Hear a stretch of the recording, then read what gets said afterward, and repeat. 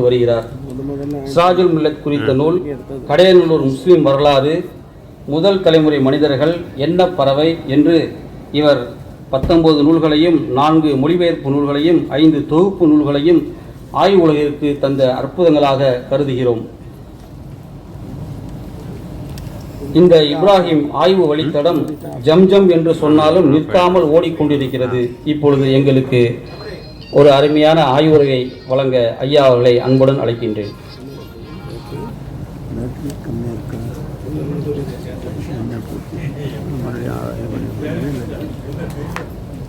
அழகிலா அருளும் அளவிலா அன்பும் இளங்குமோர் இறையின் இனிய பேர் போற்றி உலகெல்லாம் படைத்து உயர்வுற காக்கும் புலமையோன் தனக்கே புகழெல்லாம் உரிய என்று எல்லாமல்ல இறைவனை வணங்கியும், சென்னல் மாற்றிய சோறும் பசுனை தேக்கிய கரியின் வகையும் தன்னிகர் தானிய முதிரை கட்டி தயிரொடு மிளகின் சாரும் நன்மதுரம் செய் கிழங்கு காணில் நாவி நினைத்திடும் அப்பம் உன்னை வளர்ப்பன தமிழா உயிரை உணர்வை வளர்ப்பது தமிழே என்று பாவேந்தரின் வரிகளில் தமிழை போற்றியும் என்னுடைய உரையினை தொடங்குகின்றேன்.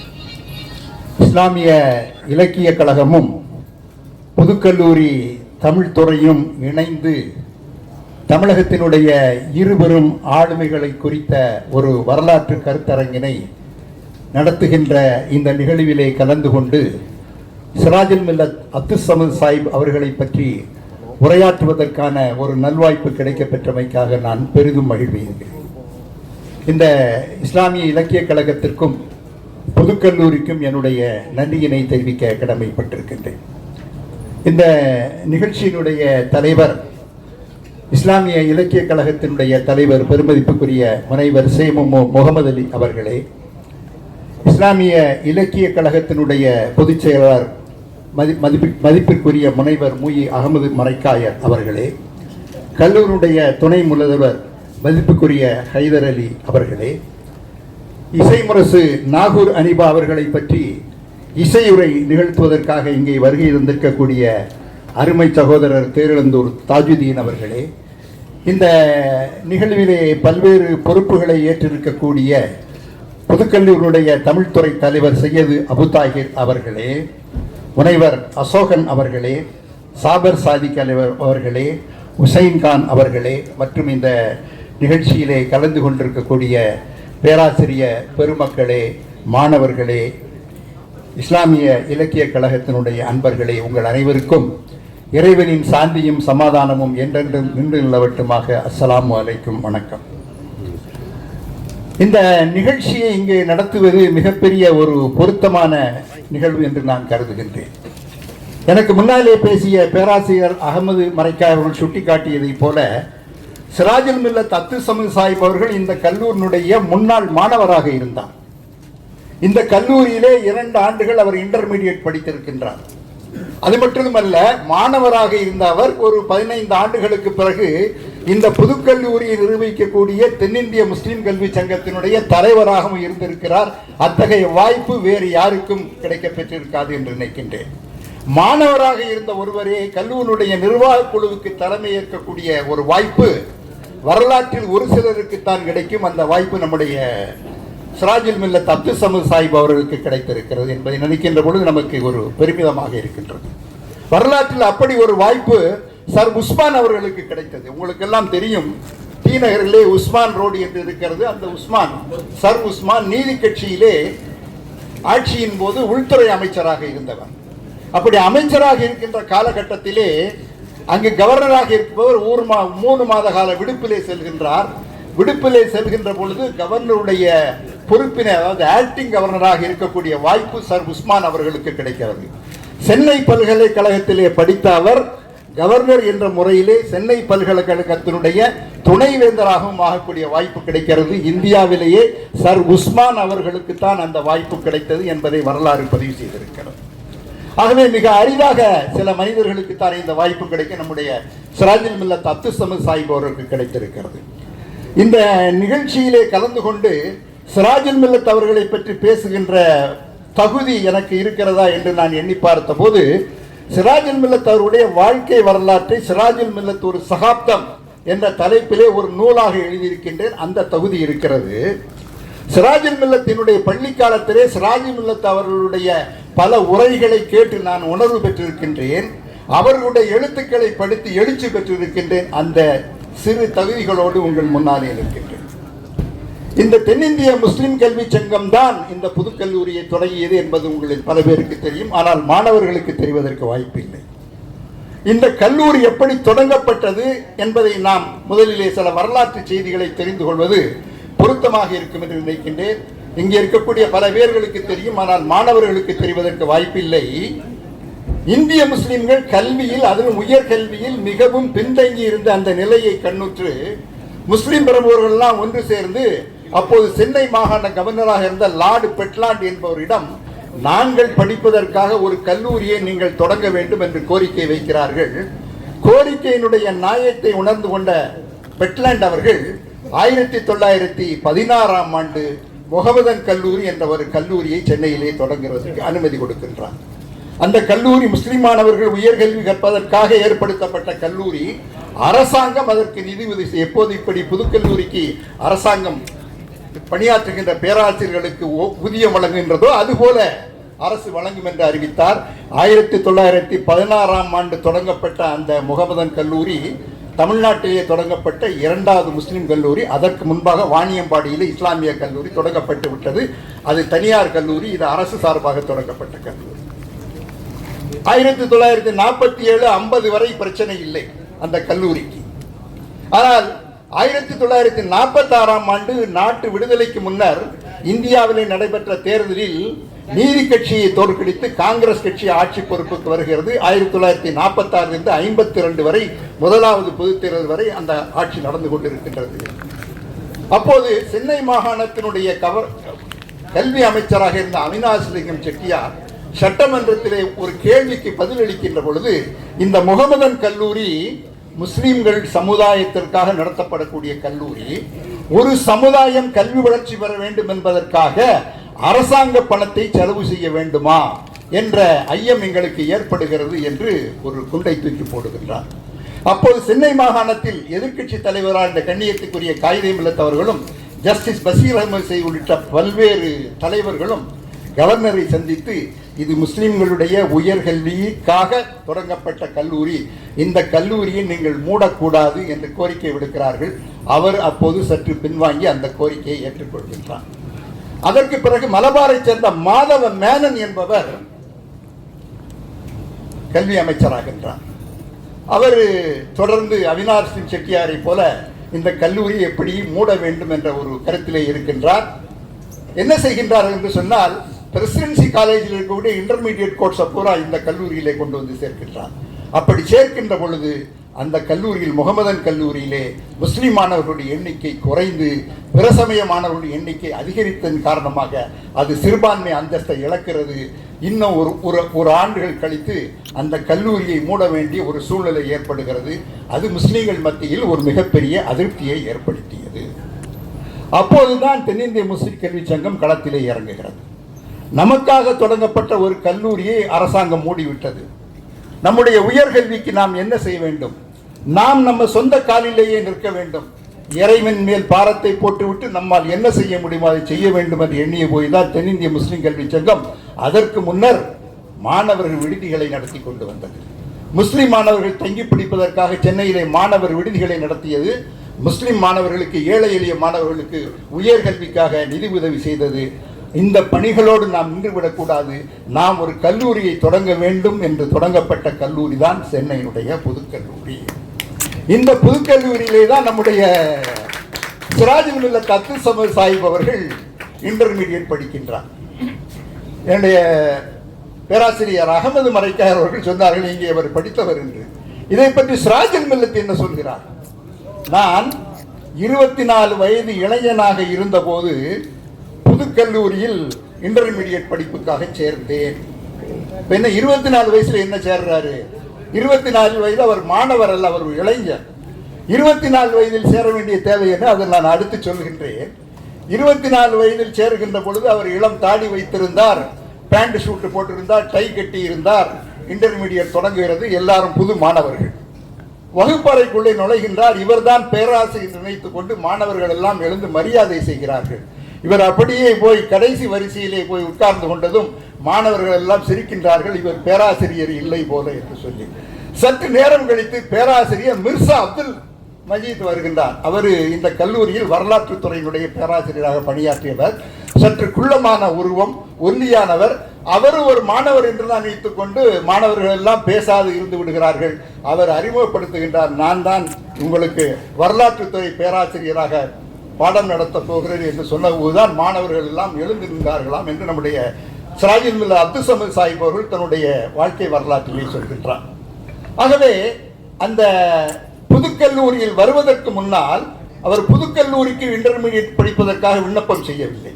அதற்கு என்ன காரணம் சொல்கிறார் என்று சொன்னால், புதுக்கல்லூரியில் இருக்கக்கூடிய பல பேர் எங்களுடைய தகப்பனார் ஆகா அப்துல் ஹமீது பாக்கப்பிக்கு தெரிந்தவர்கள். நான் அந்த நேரத்திலே ஒரு 24 வயது இளைஞன் வந்து அந்த கல்லூரியில் போய் மாணவராக சேருவதற்கு எனக்கு கூச்சமாக இருந்தது. எனவே நான் புதுக்கல்லூரிக்கு விண்ணப்பிக்காமல் சென்னையில் இருக்கக்கூடிய அனைத்து கல்லூரிகளுக்கும் இன்டர்மீடியட்டுக்கு விண்ணப்பித்தேன். பல கல்லூரிகளிலிருந்து எனக்கு அனுமதி கிடைக்கவில்லை சேருவதற்கு. இருந்தாலும் பச்சையப்பன் கல்லூரியில் இருக்கக்கூடிய நிர்வாக குழு உறுப்பினர் ஒருவர் எனக்கு பரிந்துரை செய்ததன் அடிப்படையில் அங்கே கிடைக்கும் என்று நினைத்தேன். பச்சையப்பன் கல்லூரி நான் படிப்பதற்கு காரணம், அங்கள் தமிழ் துறையிலே வரதராசனார் இருந்தார்கள், இன்னும் பெரிய தமிழ் பெரியார்கள் எல்லாம் இருந்தார்கள். அவர்களிடம் பாடம் படிக்கக்கூடிய ஒரு வாய்ப்பு எனக்கு கிடைக்கும். ஆகவே நான் பச்சையப்பன் கல்லூரியில் கிடைக்கும் என்று நினைத்துக் கொண்டிருந்தேன். இன்டர்வியூக்கு சென்றிருந்தேன். நேர்முகத்துக்கு என்னுடைய தோற்றத்தை பார்த்தும் என்னுடைய தாடியை பார்த்தும் என்னை தீவிரவாதி என்று நினைத்துக் கொண்டாரோ தெரியவில்லை, உங்களுக்கு இங்கு இடமில்லை என்று சொல்லிவிட்டார். அதற்கு பிறகுதான் நான் புதுக்கல்லூரிக்கு வருகின்றேன். புதுக்கல்லூரியில் என்னை சேர்த்துக் கொண்டார்கள். புதுக்கல்லூரியில் சேர்ந்து நான் இங்கு மாணவர் பேரவையினுடைய தலைவராக இருந்தேன். பேச்சு போட்டிகளில் கலந்து கொண்டு பல்வேறு பரிசுகளை பெற்றேன். பல கல்லூரிகள் நடந்த பேச்சு போட்டிகளிலும் நானே முதல் மாணவனாக வந்தேன். பச்சையப்பன் கல்லூரியில் நடைபெற்ற விழாவிலே எனக்கு முதல் பரிசு வழங்கப்பட்டது. முதல் பரிசை வழங்குபவர் யார் எனக்கு இடம் கொடுக்க முடியாது என்று சொன்னாரோ அதே பச்சையப்பன் கல்லூரியுடைய முதல்வர் தான் எனக்கு விருது கொடுத்தார் என்று நம்முடைய பேராசிரியர்கள் பதிவு செய்கின்றார்கள். ஆகவே இந்த கல்லூரியிலே படித்தவர். அதற்கு பிறகு அவர் பிரசிடென்சி காலேஜிலே BA ஹானர்ஸ் படித்து அது MA தகுதியான படிப்பு MA பட்டத்தை பெறுகின்றார். இந்த இடைப்பட்ட காலத்திலே என்ன நடந்தது, அது ஒரு முக்கியமான விஷயம். 24 வயதிலே அவர் இன்டர்மீடியட்டுக்கு வருகின்றார். அதற்கு முன்னாலே என்ன செய்து கொண்டிருந்தார், நம்முடைய அகமது மரைக்காயர் படித்த அதே பள்ளியில் தான் படித்தார். அதற்கு முன்பு திருச்சியிலே ஒரு 3 ஆண்டுகள் படித்தார். காரைக்காலிலே ஒரு 4 ஆண்டுகள் படித்தார். 7வது வகுப்பு படித்ததோடு அவருடைய பள்ளி படிப்பு முடிந்து விட்டது. துரதிருஷ்டவசமாக அவர் படித்த அந்த பள்ளி 7வது வகுப்போடு நின்று போயிட்டு 8வது வகுப்பு தொடங்கக்கூடிய காலகட்டத்திலே அந்த பள்ளிக்கான அங்கீகாரத்தை அரசாங்கம் ரத்து செய்து விட்டது. எனவே அந்த பள்ளியை மூடிவிட்டார்கள். ஆகவே தமிழ் படிக்க வேண்டும் என்று சொன்னால் நாகப்பட்டினத்துக்கு செல்ல வேண்டும், இல்லை என்றால் காரைக்காலுக்கு செல்ல வேண்டும். செல்வதற்கு பஸ்ஸில் பயணம் செல்வதற்கு எங்களிடம் பொருளாதார வசதி இல்லாத காரணத்தால் நான் 7வது வகுப்போடு படிப்பை நிறுத்தி கொண்டேன் என்று சிராஜுல் மில்லத் அப்துல் சமத் சாஹிப் அவர்கள் சொல்கின்றார். அதற்கு பிறகு அவர் என்ன பணி செய்தார், அதுதான் மிக மிக முக்கியமான பணி. அவருடைய தந்தையார் ஆகா அப்துல் ஹமீது பாக்கவி ஹசரத் அவர்கள் குர்ஆனை தமிழிலே மொழிபெயர்க்கக்கூடிய பணியினை மேற்கொண்டிருந்தார். அதற்காகத்தான் அவர் திருச்சியிலே சில காலம் தங்கியிருந்தார். அதற்கு பிறகு காரைக்காலுக்கு வந்தார் என்பதை பார்த்துக் கொள்ளலாம். அவர் திருக்குர்ஆனை மொழிபெயர்க்கக்கூடிய அந்த காலகட்டத்திலே அருகிலேயே இருந்து தந்தையாருக்கு வேண்டிய அனைத்து பணிவிடைகளையும் செய்தார் நம்முடைய சிராஜுல் மில்லத் அப்துல் சமத் சாஹிப் அவர்கள். சாதாரணமாக இளைஞர்கள் படிக்கிற பருவத்திலே இருக்கக்கூடிய இளைஞர்கள் இத்தகைய ஒரு பொறுப்பிலே தங்களை ஈடுபடுத்திக் கொள்வார்கள் என்று பார்த்தால் அது சந்தேகம்தான். ஈடுபடுத்திக் கொள்ள மாட்டார்கள். அவர்களிடம் விளையாடுவதற்கும் பொழுதுபோக்குவதற்குமானதான் நாட்டம் இருக்குமே தவிர இது போன்ற பணிகளிலே நாட்டம் இருக்காது. சிராஜுல் மில்லத் அவர்கள் அதை பதிவு செய்கிறார்கள். நான் என்னுடைய தந்தையாருக்கு அருகிலேயே இருப்பேன். அவர்கள் கையெழுத்து பிரதிகளை என்னிடம் தந்து இதை காயிதே மில்லத்திடம் கொண்டு போய் சரிபார்த்து கொண்டு வாருங்கள், இதை இந்த மார்க்கறிஞரிடம் கொண்டு சரிபார்த்து கொண்டு வாருங்கள் என்று சொல்வார். நான் அவைகளையெல்லாம் எடுத்துக்கொண்டு போய் அவர்களிடம் பார்த்து அவர்கள் சரிபார்த்த பிறகு திருத்தங்கள் ஏதும் செய்தால் அதனையும் கொண்டு வந்து என்னுடைய தந்தையாரிடம் கொடுப்பேன். இந்த பணிகளை நான் செய்து கொண்டிருந்தேன். அது மட்டுமில்லாமல் முதல் பாகம் வெளியிட்ட போது இரண்டாம் பாகத்தை வெளியிடுவதற்கான பண வசதி இல்லாத காரணத்தால் இலங்கைக்கும் தமிழ்நாட்டினுடைய பிற பகுதிகளுக்கும் சென்று முதல் பதிப்பை விற்று அந்த தொகையை எங்களுடைய தகப்பனாரிடம் அளித்தேன். என்னுடைய அந்த முயற்சிகளுக்கு ரமணசமுத்திரம் வீர் முகமது சாஹிப் அவர்கள் துணையாக இருந்தார்கள் என்பதை எல்லாம் பதிவு செய்கின்றார். ஆகவே தந்தைக்கு மிகச்சிறந்த ஒரு கடமையை ஆற்றிய காரணத்தால் அவர்களுடைய அந்த இளமை பொழுது கழிந்தது. அதற்கு பிறகுதான் அவர்களுக்கு படிக்க வேண்டும் என்ற எண்ணம் ஏற்படுகின்றது. அந்த காலத்திலே உங்களுக்கு பல பேருக்கு தெரிந்திருக்கும் மெட்ரிகுலேஷன் என்ற ஒரு படிப்பு இருந்தது. அது SSLCக்கு சமமான படிப்பு. முறையாக பள்ளிக்கூடம் சென்று படிக்காதவர்கள் கூட அந்த மெட்ரிகுலேஷனை எழுதினால் அது SSLCக்கு சமமான படிப்பு. அந்த படிப்பை நம்முடைய சிராஜுல் மில்லத் அப்துல் சமது சாஹிப் அவர்கள் படிக்கின்றார்கள். அது ஆங்கில வழியிலே இருக்கக்கூடிய படிப்பு. அதிலே தேர்ச்சி பெறுகின்றார்கள்.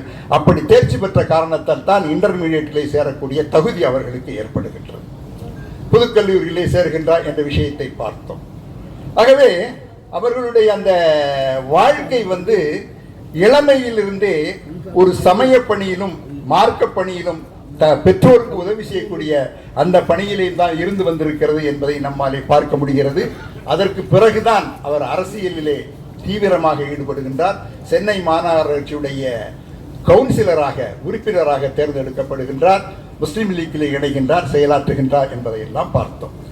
அவருடைய வாழ்க்கையிலே நடந்த சில முக்கியமான நிகழ்வுகளை இப்போது நாம் பார்க்கலாம். 1962ஆம் ஆண்டில் தான் இந்தியாவில் கூட்டணி என்ற முறை ஏற்பட்டது. இந்தியாவின் வேறு எந்த பகுதியிலும் அரசியல் கட்சிகள் கூட்டணி சேருவதற்கு முன்பு தமிழ்நாட்டில் தான் திராவிட முன்னேற்ற கழகமும் முஸ்லிம் லீக்கும் உடன்பாடு செய்து கொண்டு தேர்தலில் போட்டியிட்டன. காரணம் என்னவென்று சொன்னால், காங்கிரஸ் கட்சி அப்போது நாட்டின் காஷ்மீரிலிருந்து கன்னியாகுமரி வரை அனைத்து மாநிலங்களிலும் ஆண்டு கொண்டிருந்தது. நகராட்சிகள், பஞ்சாயத்துக்கள் என அனைத்து பொறுப்புகளிலும் அனைத்து அதிகாரமும் அந்த கட்சியிடம் தான் இருந்து வந்தது. எதிர்கட்சிகள் பிளவுபட்டிருக்கின்ற காரணத்தால் காங்கிரஸ் கட்சியை வீழ்த்த முடியவில்லை. எனவே எதிர்கட்சியுடைய ஓட்டு சிதறாமல் இருக்க வேண்டும் என்பதற்காக கூட்டணி அமைக்க வேண்டும் என்ற ஒரு சிந்தனை ஏற்பட்ட போது கண்ணியத்துக்குரிய காயிதே மில்லத் அவர்களையும் பேரறிஞர் அண்ணா அவர்களையும் சந்திக்க வைத்து இந்த கூட்டணியை உருவாக்கிய பெருமை நம்முடைய சிராஜுல் மில்லத் அப்துல் சமது சாஹிப் அவர்களுக்கு உண்டு.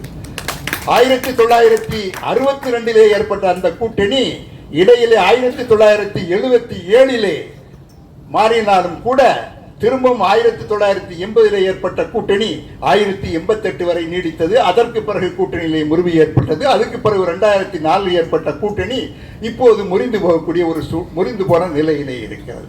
இதை நான் சொல்வதற்கு காரணம் என்னவென்று சொன்னால், முதலில் இந்தியாவிலேயே அரசியல் கட்சிகள் தேர்தல் உடன்பாடு செய்து கொண்டு ஒரு பொது எதிரியை வீழ்த்த முடியும் என்ற ஒரு முறையை உருவாக்கிய பெருமை நம்முடைய சிராஜுல் மில்லத் அப்துல் சமது சாஹிப் அவர்களுக்கு உண்டு என்பதை இந்த நேரத்திலே நான் பதிவு செய்ய விரும்புகின்றேன். அவர் இருமுறை ராஜ்யசபா உறுப்பினராக இருந்தார். திராவிட முன்னேற்ற கழகத்தினுடைய உறுப்பினர்களால் தேர்ந்தெடுக்கப்பட்டு இருமுறை ராஜ்யசபை உறுப்பினராக இருந்தார். இருமுறை பாராளுமன்ற உறுப்பினராக இருந்தார். ஒரு முறை சட்டமன்ற உறுப்பினராக இருந்தார். சென்னை திருவல்லிக்கேணியுடைய சட்டமன்ற உறுப்பினராக அவர் இருந்தார். இந்த பணியாற்றிய காலத்திலேயே மிகவும் குறிப்பிட்டு சொல்ல வேண்டிய ஒரு சம்பவம் என்னவென்று சொன்னால், 1989ஆம் ஆண்டு நடைபெற்ற தேர்தல். இன்றைக்கு சில கட்சிகள் வேறொரு கட்சியின் சின்னத்திலே போட்டியிட்டு வெற்றி பெற்றிருக்கக்கூடிய சூழ்நிலையை பார்க்கின்றோம். அப்படி வெற்றி பெற்றிருக்கின்ற சில கட்சிகள் கூட தங்களுடைய உறுப்பினர்களை பதவி விலக சொல்லிவிட்டு மீண்டும் தேர்தலை சந்திப்பதற்கு ஆலோசனைகள் சொல்கின்றன, தலைமை ஆலோசனை சொல்கின்றது. ஆனால் உறுப்பினர்கள் ஏற்க மறுக்கின்றார்கள்.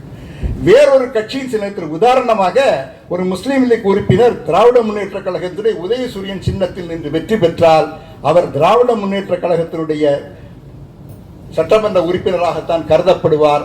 அந்த சட்டமன்ற கொறடா பிறப்பிக்கின்ற உத்தரவுகளுக்கு அவர் கட்டுப்பட வேண்டும். அதனால்தான் இன்றைக்கு பல பேர் தங்களுடைய சொந்த சின்னத்திலே நிற்க வேண்டும் என்று விரும்புகின்றார்கள். உங்களுக்கு தெரியும், நான் சொல்லுகின்ற விஷயங்கள் இப்போது அரசியல் விஷயங்கள் எல்லாம் உங்களுக்கு தெரியும். 1989ஆம் ஆண்டு நடைபெற்ற பாராளுமன்ற தேர்தலில் வேலூர் தொகுதியிலே நின்று நம்முடைய சிராஜுல் மில்லத் அவர்கள் வெற்றி பெறுகின்றார்கள். அவர் காங்கிரஸ் கட்சியினுடைய கை சின்னத்திலே போட்டியிடுகின்றார். அப்போது காங்கிரஸ், அண்ணா திராவிட முன்னேற்ற கழகம், முஸ்லீம் லீக் மூன்றும் கூட்டு சேர்ந்து தேர்தலை சந்திக்கின்றன. அவர் காங்கிரஸ் கட்சியுடைய கை சின்னத்திலே போட்டியிட்டு வெற்றி பெற்றிருக்கின்றார். பாராளுமன்றத்துக்கு செல்கின்றார். ஆனால் அந்த தேர்தலில் காங்கிரஸ் கட்சிக்கு பின்னடைவு ஏற்படுகிறது. அந்த கட்சிக்கு அறுதி பெரும்பான்மை கிடைக்கவில்லை. விபி சிங்கினுடைய ஜன்மோர்ச்சா என்று சொல்லக்கூடிய நேஷனல் ஃப்ரண்ட் என்ற அமைப்பு தான் தனிப்பெரும் கட்சியாக உருவெடுக்கின்றது. அந்த கட்சி ஆட்சி அமைப்பதற்காக வெளியில் இருந்து இடதுசாரிகளும் பிஜேபியும் ஆதரவு தெரிவிக்கின்றனர். விபி சிங் அரசாங்கம் அமைக்கின்றார். ஆனால் தேர்தல் பிரச்சாரத்தின் போது நம்முடைய சிராஜுல் மில்லத் அவர்கள் இந்த நேஷனல் ஃப்ரண்ட் என்பதை நேஷனல் அஃபரண்ட் என்று சொன்னார். இது நேஷனல் ஃப்ரண்ட் அல்ல, இது நேஷனல் அஃபரண்ட் என்று சொன்னார். அது தேசத்துக்கு விரோதமான ஒரு அமைப்பு என்று சொன்னார். விபி சிங்கை அவர் ஆதரிக்கவில்லை. ஆனால் நிலைமை மாறியது. இந்த பாரதிய ஜனதாவும் இடது கம்யூனிஸ்டும் விபி சிங்கை வெளியில் இருந்து ஆதரவளித்துக் கொண்டிருக்கின்றன. அரசியலில் சில மாற்றங்கள் ஏற்பட்டு அதில் ஒன்றாவது மாற்றம் மண்டல் கமிஷன் பரிந்துரைகளை அவர் நடைமுறைப்படுத்தியது. விபி சிங் காங்கிரஸ் கட்சியினுடைய ஆட்சி காலத்திலே மண்டல் கமிஷனுடைய அறிக்கை வெளியிடப்பட்டு விட்டது. ஆனால் அதன் மீது எந்த நடவடிக்கையும் காங்கிரஸ் அரசாங்கம் எடுக்கவில்லை. நான் வரலாற்று செய்திகளை சொல்லிக் கொண்டிருக்கிறேன், யாரையும் குறை சொல்ல வேண்டும் என்ற நோக்கம் எனக்கு கிடையாது.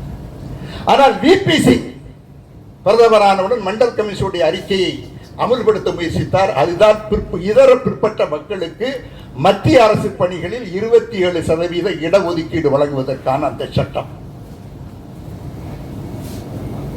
எதிர்த்து பிஜேபி மாணவர்களை தூண்டிவிட்டு மிகப்பெரிய போராட்டத்திலே ஈடுபடுகின்றது. ஏனென்றால் பிஜேபிக்கு அது பிடிக்காத விஷயம். அடுத்து ஒரு நிகழ்வு நடக்கிறது. அயோத்தியிலே ராமர் கோவில் கட்ட வேண்டும் என்பதற்காக எல்கே அத்வானி அவர்கள் ரத யாத்திரை செல்கின்றார். பீகாருக்கு செல்கின்ற பொழுது அப்போது முதலமைச்சராக இருந்த லாலு பிரசாத் யாதவ் அந்த ரத யாத்திரையை தடுத்து நிறுத்துகின்றார். அவர் தேசிய முன்னணியில் விபி சிங்கை ஆதரித்த காரணத்தால் பிஜேபிக்கு விபி சிங் அரசு மீது கோபம் ஏற்பட்டது. விபி சிங் அரசுக்கு கொடுத்து வந்த ஆதரவை விலக்கி கொண்டது, வாபஸ் வாங்கியது. இப்போது விபி சிங் அரசு மெஜாரிட்டியை இழந்து விட்டது. நம்பிக்கையில்லா தீர்மானம் கோருகின்றார் விபி சிங் பாராளுமன்றத்திலே.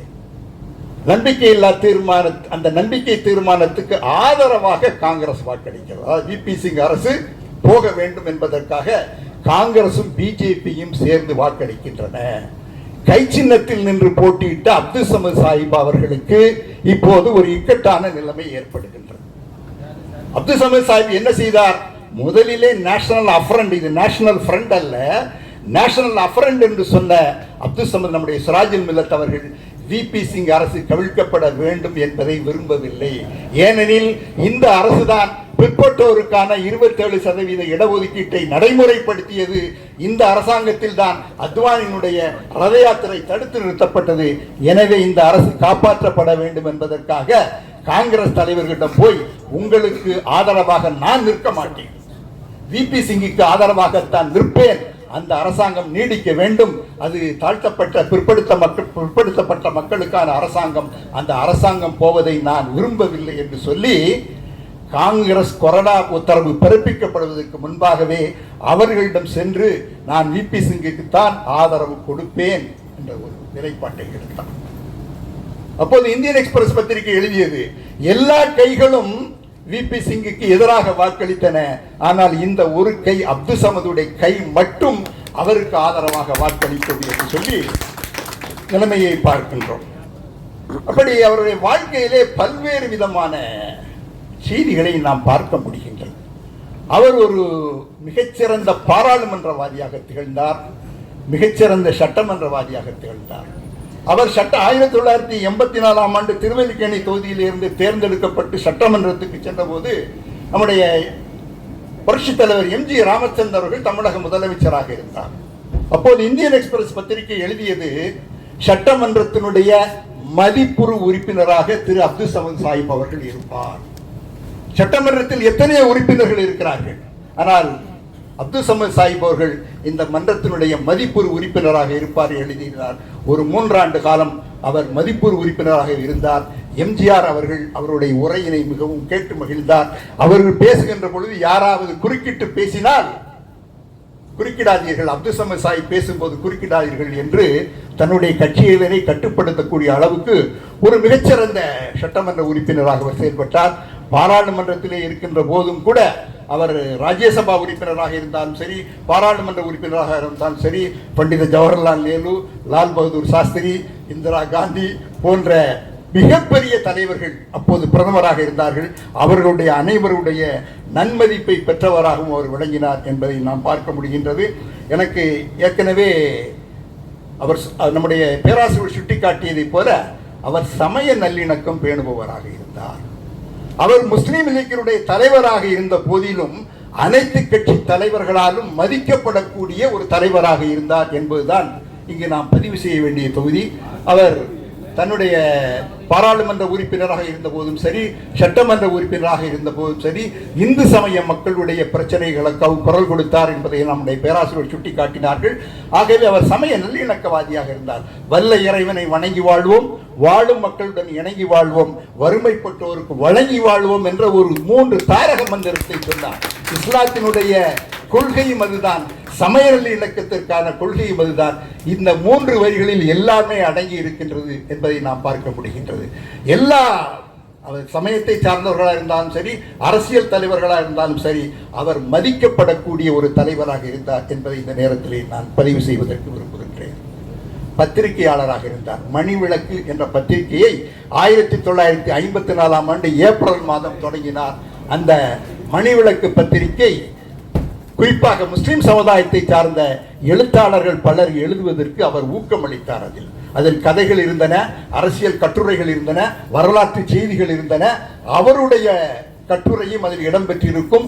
ஒவ்வொரு வாரமும் நம்முடைய பேரறிஞர் அண்ணா அவர்கள் தம்பிக்கு என்று எழுதியதைப் போல, நம்முடைய முத்தமிழறிஞர் கலைஞர் அவர்கள் உடன்பிறப்பே என்று எழுதியதைப் போல, நம்முடைய பேராசிரியர் அப்துல் சமீத் சாஹிப் அவர்கள் அன்புள்ள ஜிபிலி என்று ஆரம்பித்து அப்போது நடந்த நடப்பு செய்திகளை எல்லாம் எழுதி கொண்டு வருவதை வழக்கமாக கொண்டிருந்தார்.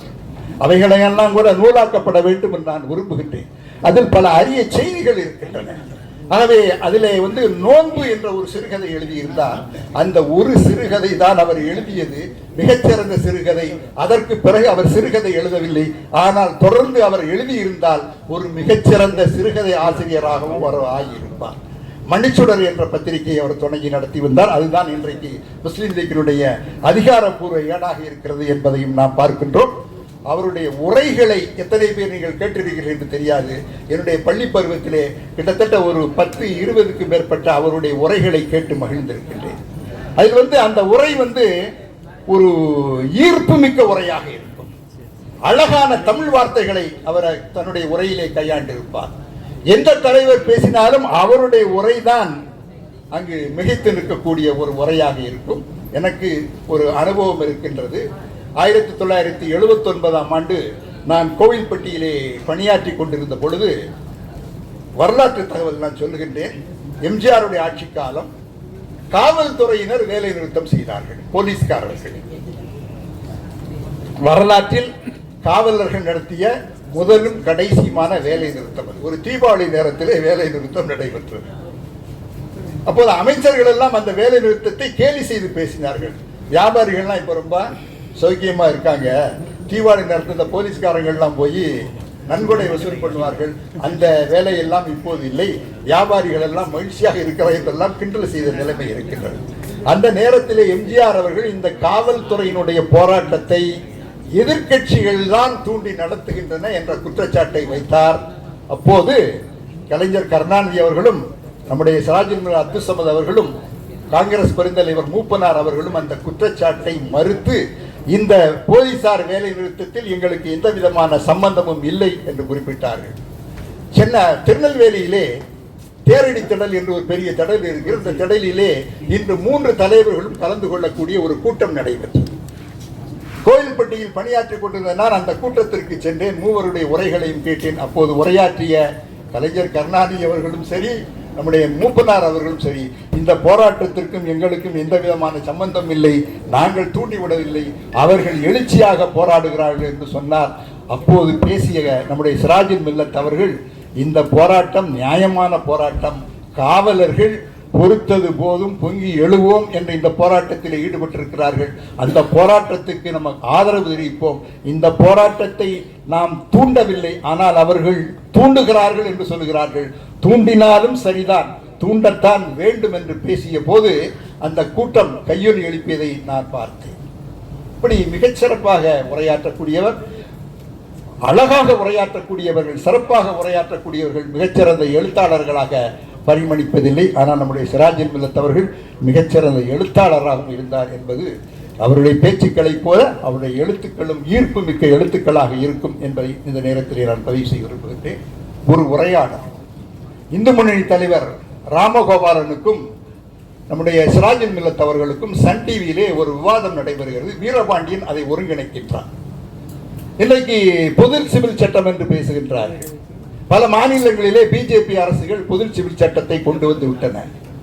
அந்த பொது சிவில் சட்டம் சம்பந்தமான விவாதம் நடைபெறுகிறது. ராமகோபாலனுடைய பல்வேறு கேள்விகளுக்கு நம்முடைய சிராஜுல் மில்லத் அவர்கள் பதிலளிக்கிறார்கள். சிராஜுல் மில்லத் என்ன சொல்கின்றார்? கிரிமினல் சட்டம் எல்லோருக்கும் பொதுவானது. முஸ்லிம் கொலை செய்தாலும் அதிகபட்ச தண்டனை தூக்கு தண்டனை, இந்து கொலை செய்தாலும் அதிகபட்ச தண்டனை தூக்கு தண்டனை, ஒரு முஸ்லிம் இந்துவை கொலை செய்தாலும் அல்ல இந்து முஸ்லிமை கொலை செய்தாலும் அதிகபட்ச தூக்கு தண்டனை, எந்த விதமான பிரச்சனையும் இல்லை கிரிமினல் சட்டத்தை பொறுத்தளவில். ஆனால் சிவில் சட்டம் என்பது முஸ்லிம்களுடைய தனிப்பட்ட சட்டம். முஸ்லிம்களுடைய திருமணம், முஸ்லிம்களுடைய சொத்து பங்கீடு, முஸ்லிம்களுடைய இன்ன பிற விஷயங்களில் தான். இதில் இந்து பெருமக்களுக்கோ கிறிஸ்தவ மக்களுக்கோ எந்த விதமான பிரச்சனையும் இல்லை. எதற்காக இதை நீங்கள் சொல்கிறீர்கள் என்று கேட்டபோது, நீங்கள் 4 மனைவி கட்டிக்கலாமாம உங்கள் சட்டத்தில் இருக்கு, நாங்கள் அப்படி கட்டிக்க முடியாது என்று சொன்னபோது நம்முடைய பேராசிரியர் சிராஜுல் மில்லத் சொன்னார்கள், அந்த சலுகையை நீங்களுமே அனுபவித்துக் கொள்ளலாமே என்று குறிப்பிடுகின்றார். அப்படி குறிப்பிட்டு விட்டு அவர் சொல்கிறார், இன்றைக்கு சட்டசபையிலே நாங்கள் 6 முஸ்லிம் உறுப்பினர்கள் இருக்கின்றோம். இந்த 6 முஸ்லிம் உறுப்பினர்களும் ஏகபத்தினி விரதங்களாகத்தான் இருக்கின்றோம். ஒரு மனைவியுடன் தான் நாங்கள் வாழ்ந்து கொண்டிருக்கின்றோம். ஆனால் உங்கள் தலைவர்களில் நீங்கள் பல பேரை பாருங்கள், சட்டம் அனுமதிக்காத போதும் அவர்கள் ஒன்றுக்கும் மேற்பட்ட மனைவியரோடு வாழ்ந்து கொண்டிருக்கிறார் என்று சொல்லிவிட்டு அதற்கு பிறகு ராமகோபாலன் அவர்கள் ஒரு வாதத்தை சொல்கின்றார். பல முஸ்லிம் நாடுகளிலே சட்டங்கள் மாற்றப்பட்டிருக்கிற, இஸ்லாமிய சட்டங்கள் துருக்கியிலே மாற்றப்பட்டிருக்கிறது, பாகிஸ்தானிலே எகிப்திலே மாற்றப்படி எல்லாம் சொல்லுகின்றார். அதற்கு என்ன பதில் சொல்லுவாரோ என்று நான் பரபரப்போடு பார்த்து கொண்டிருந்த நேரத்திலே தான் நம்முடைய சிராஜுல் மில்லத் அவர்கள் ஒரு கருத்தை சொன்னார். அந்த நாட்டிலே இருக்கக்கூடிய முஸ்லிம் மக்கள், அது எகிப்தாக இருந்தாலும் சரி, துருக்கியாக இருந்தாலும் சரி, பாகிஸ்தானாக இருந்தாலும் சரி, அந்த நாட்டிலே இருக்கக்கூடிய முஸ்லிம் மக்கள் இந்த சட்டத்திலே மாற்றம் வேண்டும் என்று கேட்டிருக்கலாம். அரசாங்கம் அந்த சட்டத்தை மாற்றியிருக்கலாம். இந்திய நாட்டிலுள்ள முஸ்லிம்கள் இந்திய சரிய சட்டத்தை மாற்ற வேண்டும் என்று நாங்கள் எந்த கோரிக்கையும் வைக்கவில்லை. எந்த கோரிக்கையும் வைக்காத போது நீங்கள் எதற்காக மாற்ற வேண்டும் என்று சொல்கிறீர்கள், உங்களுக்கு சம்பந்தமில்லாத பிரச்சனை தலைகள் என்று சொன்னபோது ராமகோபாலன் அவர்களால் மறுமொழி சொல்ல முடியவில்லை. அவையெல்லாம் நாம் தெரிந்து கொள்ள வேண்டிய விஷயங்கள். துக்ளக் ஷோவினுடைய ஏற்பாட்டிலே RSS உடைய தலைவர் நாராயண ராவும் நம்முடைய சிராஜுல் மில்லத் அப்துல் சமத் அவர்களும் உரையாடுகிறார்கள். பல்வேறு விஷயங்களை பேசியிருக்கின்றார்கள்.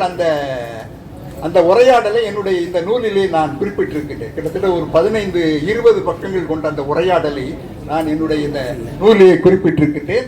அதில் பல்வேறு விதமான விஷயங்களை பேசுகின்றார்கள். ஆகவே நம்முடைய சிராஜுல் மில்லத் அவர்கள் ஒரு பன்முக சிந்தனையாளராக, எழுத்தாளராக, பேச்சாளராக, அரசியல்வாதியாக என அனைத்து துறைகளிலும் பிரகாசித்த பெருந்தகையாளர்.